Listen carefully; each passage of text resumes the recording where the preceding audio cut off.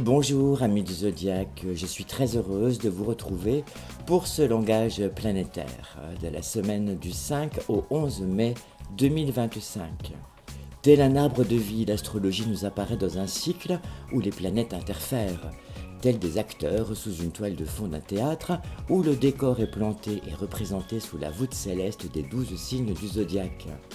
12 acteurs incarnant les 12 signes astrologiques et qui jouent le rôle de leur vie via un scénario écrit par les aspects planétaires qui donne une écriture inspirante pour que ce souffle de vie puisse prendre forme et se cristalliser dans la matière de nos vies et de nos destins.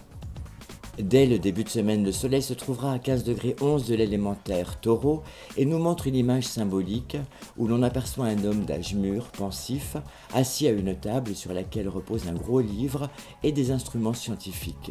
Regarde passer devant sa fenêtre un vol de 7 ibis fuyant à tire-d'aile.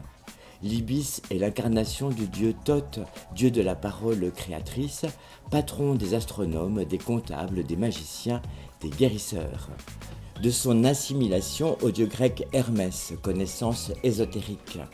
L'homme, ce microcosme des anciens, dont les cellules sont composées de tous les éléments qui brillent autour du soleil et des étoiles, est de par sa nature même en infinité avec l'univers stellaire. Du coup, il est susceptible de percevoir toutes les émanations cosmiques et d'y répondre. Une citation de Philippov, astronome. Les natifs nés sous ce degré pourront développer un goût pour les sciences. Hyper intuitifs, studieux et curieux de nature, ils mettront en lumière certains mystères de la vie.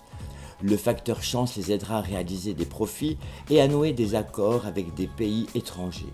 Toutefois, certains projets mal ficelés pourront être synonymes d'exil.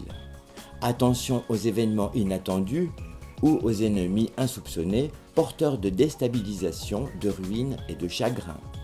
Dans le langage planétaire de cette semaine, le Soleil formera un carré sur la planète Mars et la Lune lancera un carré sur Uranus. Autant vous dire que les rapports internationaux seront soumis à bien des tourments. Les prises de conscience seront nécessaires pour faire avancer les latences de l'existence. Il faut retenir dans l'actualité du zodiaque la présence du carré Lune-Uranus. Plus que jamais, nous aurons le sentiment que les gouvernements jouent de plus en plus aux apprentis sorciers dans les prises de décision, d'où des amplitudes grandissantes des catastrophes que nous subissons en ce moment. Tout cela constitue un facteur d'instabilité et de désordre dont nous devrons en anticiper les effets négatifs pour en minimiser les impacts sur notre devenir. Ne soyons plus présomptueux de nos vies, mais sachons plutôt nous adapter au mieux possible à ce nouveau monde qui se profile sur l'horizon de nos résiliences. Une période où, par effet de causalité, l'appel de paix se fera entendre par résonance dans certains pays européens, mais également au-delà de nos frontières. On pense notamment aux pays liés au signe du taureau, comme Israël, l'Espagne et Portugal, panne d'électricité il y a quelques jours déjà. Je terminerai cette citation de Victor Hugo, né le 26 février 1802 à Besançon, Poisson ascendant Scorpion.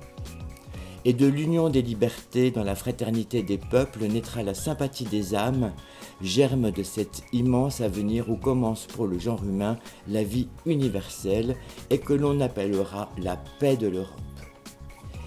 C'était Sophia Mézières, votre astrologue, heureuse de vous avoir retrouvé et n'hésitez pas à consulter mes articles sur mon site blog. Belle semaine astrale à vous, à bientôt.